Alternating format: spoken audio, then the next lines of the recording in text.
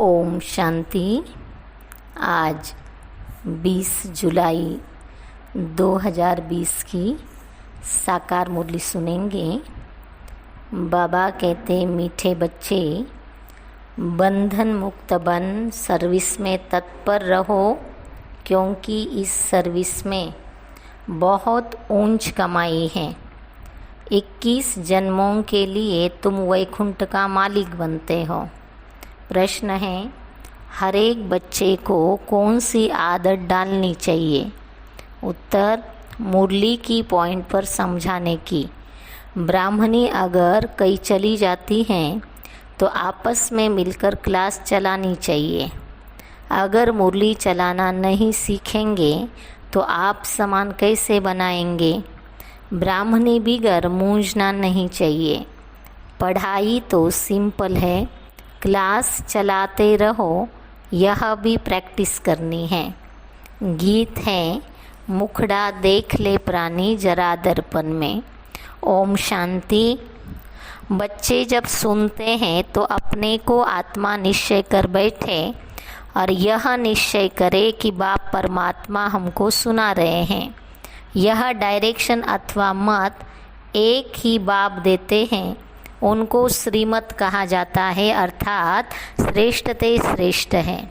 वह है बेहद का बाप, जिसको ऊंचे ते ऊंचा भगवान कहा जाता है। बहुत मनुष्य हैं जो उस लव से परमात्मा को बाप समझते भी नहीं हैं। बल शिव की भक्ति करते हैं, बहुत प्यार से याद करते हैं, परंतु मनुष्यों ने कह दिया है कि सभी में परमात्मा है, तो वह लव किसके साथ रखे, इसलिए बाप से विपरीत बुद्धि हो गए हैं।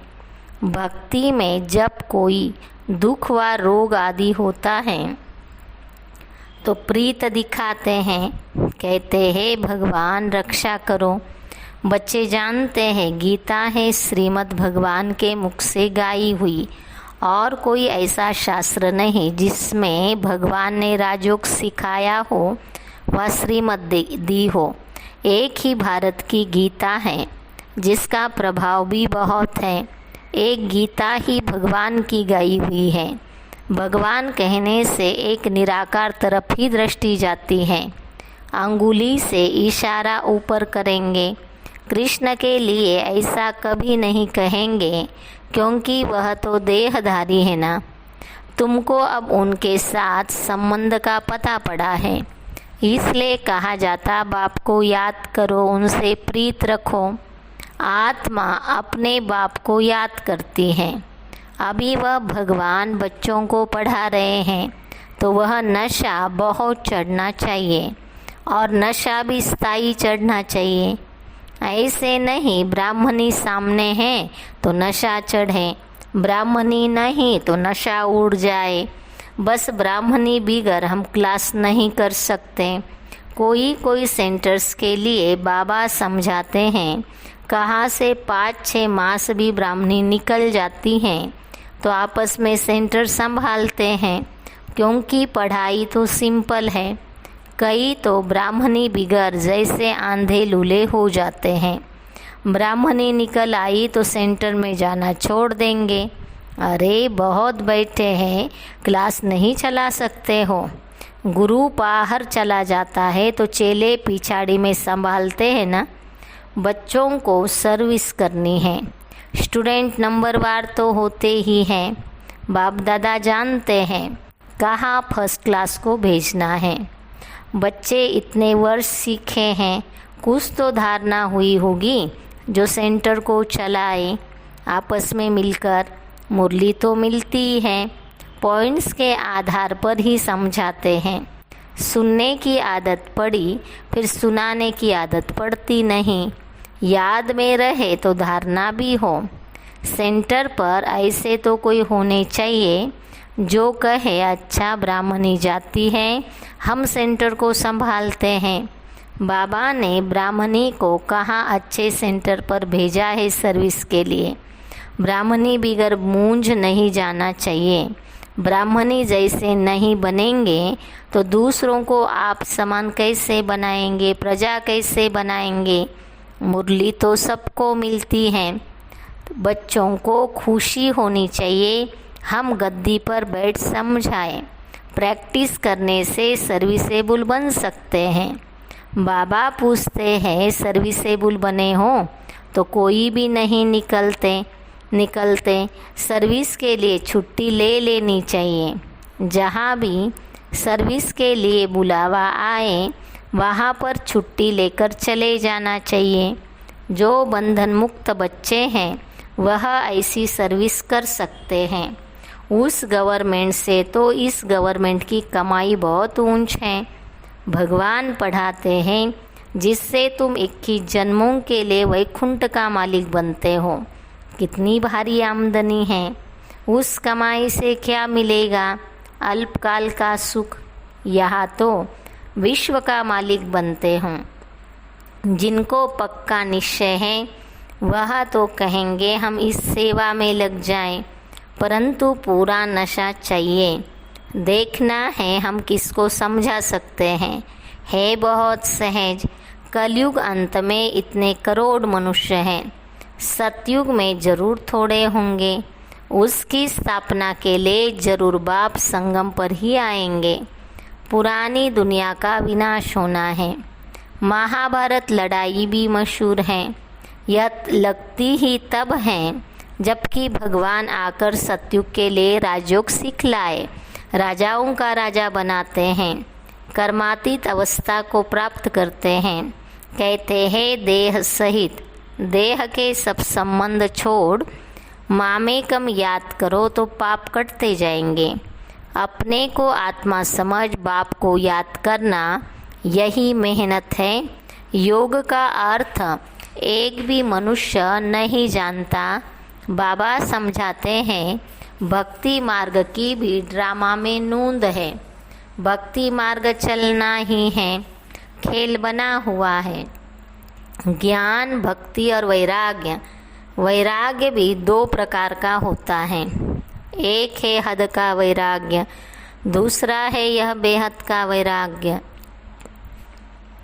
अभी तुम बच्चे सारी पुरानी दुनिया को भूलने का पुरुषार्थ करते हो, क्योंकि तुम जानते हो हम अब शिवालय पावन दुनिया में जा रहे हैं। तुम सब ब्रह्मा कुमार कुमारियाँ भाई बहन हो। विकारी दृष्टि जान सकें। आजकल तो सबकी दृष्टि क्रिमिनल हो गई है, तमो प्रधान है ना। इसका नाम ही है नरक, परंतु अपने को नरकवासी समझते थोड़ी हैं। स्वयं का पता ही नहीं तो कह देते स्वर्ग नरक यहाँ ही है। जिसके मन में जो आया वे कह दिया। यह कोई स्वर्ग नहीं है। स्वर्ग में तो किंगडम थी, रिलीजियस राइटियस थी, कितना बल था। अभी फिर तुम पुरुषार्थ कर रहे हो, विश्व का मालिक बन जाएंगे। यहाँ तुम आते ही हो विश्व का मालिक बनने। हेवनली गॉड फादर, जिसको शिव परमात्मा कहा जाता है, वह तुमको पढ़ाते हैं। बच्चों में कितना नशा रहना चाहिए। बिल्कुल इजी नॉलेज है। तुम बच्चों में भी जो पुरानी आदतें हैं वह छोड़ देनी है। ईर्ष्या की आदत भी बहुत नुकसान करती है। तुम्हारा सारा मदार मुरली पर है। तुम कोई को भी मुरली पर समझा सकते हो, परंतु अंदर में ईर्ष्या रहती है। यह कोई ब्राह्मणी थोड़ी है, यह क्या जाने, बस दूसरे दिन आएंगे ही नहीं। ऐसी आदतें पुरानी सड़ी हुई हैं, जिस कारण डिसर्विस होती हैं। नॉलेज तो बड़ी सहज है। कुमारियों को तो कोई धंधा आदि भी नहीं है। उनसे पूछा जाता है वह पढ़ाई अच्छी या यह पढ़ाई अच्छी, तो कहते हैं यह बहुत अच्छी है बाबा, अभी हम वह पढ़ाई नहीं पढ़ेगी, दिल नहीं लगती। लौकिक बाप ज्ञान में नहीं होगा तो मार खाएगी। फिर कोई बच्चियाँ कमज़ोर भी होती हैं। समझाना चाहिए ना, इस पढ़ाई से हम महारानी बनेगी, उस पढ़ाई से क्या पाई पैसे की नौकरी करेगी। यह पढ़ाई तो भविष्य 21 जन्मों के लिए स्वर्ग का मालिक बनाती हैं। प्रजा भी स्वर्गवासी तो बनती है ना। अभी सब है नरकवासी। अब बाप कहते हैं तुम सर्वगुण संपन्न थे, अब तुम ही कितने तमो प्रधान बन पड़े हो, सीढ़ी उतरते आए हो। भारत जिसे सोने की चिड़िया कहते थे, अभी तो ठिक्कर की भी नहीं। भारत 100% सॉल्वेंट था, अब 100% इनसॉल्वेंट है। तुम जानते हो हम विश्व के मालिक पारसनाथ थे, फिर 84 जन्म लेते लेते अब पत्थरनाथ बन पड़े हैं। है तो मनुष्य ही, परंतु पारसनाथ और पत्थरनाथ कहाँ जाता है। गीत भी सुना, अपने अंदर को देखो हम कहाँ तक लायक हैं। नारद का मिसाल है ना, दिन प्रतिदिन गिरते ही जाते हैं, गिरते गिरते एकदम दुबन में गले तक फंस पड़े हैं। अब तुम ब्राह्मण सभी को चोटी से पकड़कर दुबन से निकालते हो बाहर, और कोई पकड़ने की जगह तो है नहीं, तो चोटी से पकड़ना सहज है। दुबन से निकालने के लिए चोटी से पकड़ना होता है। दुबन में ऐसे फंसे हुए हैं जो बात मत पूछो। भक्ति का राज्य है ना।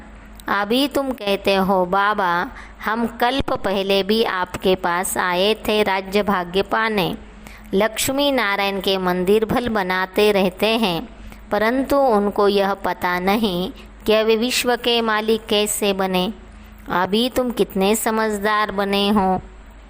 तुम जानते हो इन्होंने राज्य भाग्य कैसे पाया, फिर 84 जन्म कैसे लिए। बिरला कितने मंदिर बनाते हैं, जैसे गुड़िया बना लेते हैं, वह छोटी छोटी गुड़िया या फिर बड़ी गुड़िया बनाते, चित्र बनाकर पूजा करते। उनका एक्यूपेशन न जानना, गुड़ियों की पूजा हुई ना। अभी तुम जानते हो बाप ने हमको कितना शाहूकार बनाया था, अब कितने कंगाल बन पड़े हैं। जो पूज्य थे सो पुजारी बन पड़े हैं।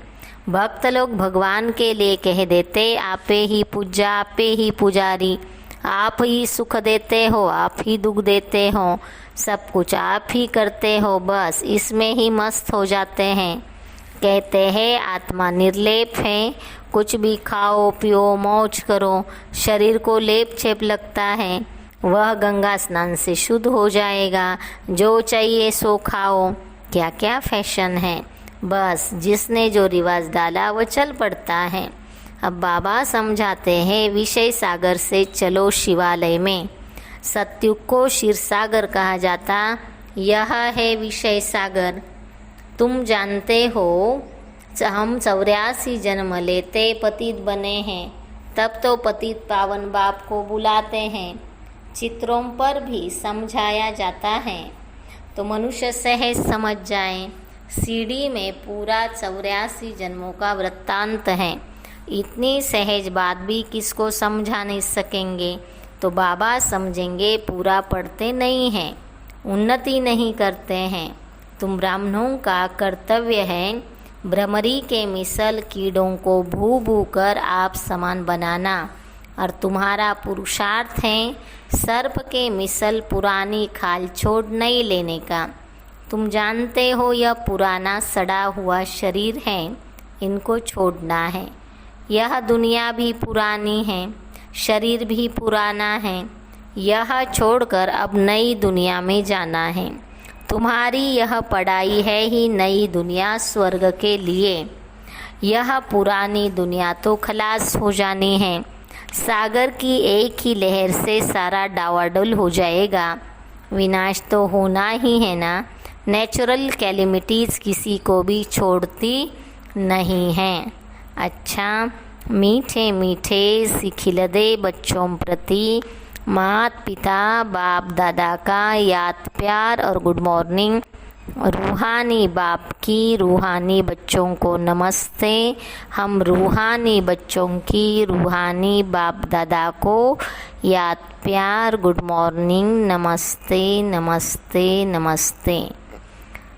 धारणा के लिए मुख्य सार हैं। पहली पॉइंट, अंदर जो ईर्ष्या आदि की पुरानी आदतें हैं उसे छोड़ आपस में बहुत प्यार से मिलकर रहना है। ईर्ष्या के कारण पढ़ाई नहीं छोड़नी है। दूसरी पॉइंट, इस पुराने सड़े हुए शरीर का भान छोड़ देना है। भ्रमरी की तरह ज्ञान की भू भू कर कीड़ों को आप समान बनाने की सेवा करनी है। इस रूहानी धंधे में लग जाना है। वरदान, ऑलमाइटी सत्ता के आधार पर आत्माओं को मालामाल बनाने वाले पुण्य आत्मा भव। जैसे दान पुण्य की सत्ता वाले सकामी राजाओं में सत्ता की फुल पावर थी, जिस पावर के आधार पर चाहे किसी को क्या भी बना दें, ऐसे आप महादानी पुण्य आत्माओं को डायरेक्ट बाप द्वारा प्रकृति जीत, माया जीत की विशेष सत्ता मिली हुई है। आप अपने शुद्ध संकल्प के आधार से किसी भी आत्मा का बाप से संबंध जोड़कर मालामाल बना सकते हो। सिर्फ इस सत्ता को यथार्थ रीति यूज करो। स्लोगन, जब आप संपूर्णता की बधाइयाँ मनाएंगे तब समय, प्रकृति और माया विदाई ले लेगी। अच्छा, ओम शांति।